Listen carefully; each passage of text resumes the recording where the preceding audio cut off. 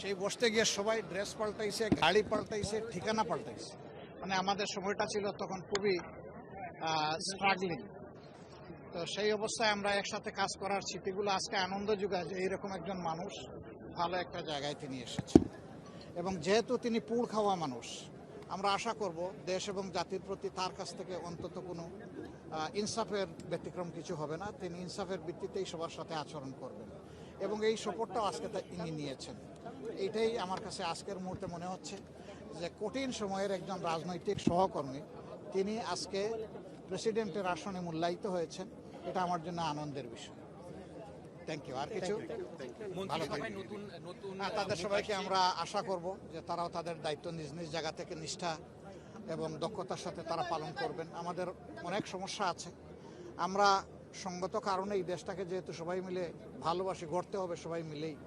বিরোধী দল হিসেবে আমরা বলে আসছি আগাগোড়া যে আমরা অতীতের বিরোধী দলের যে কালচার তৈরি হয়েছিল ওই কোনো কালচার আমরা ফলো করব না। ভালো কাজে সহযোগিতা পাবে সরকার, কিন্তু দেশ এবং জাতির কোনো ক্ষতি হলে সেই ক্ষেত্রে আমরা কিন্তু অবশ্যই শক্ত প্রতিবাদ জানাবো, দেশ এবং জাতির স্বার্থে, কোনো দল এবং ব্যক্তির স্বার্থে নয়। ধন্যবাদ, সবাই ভালো থাকবেন।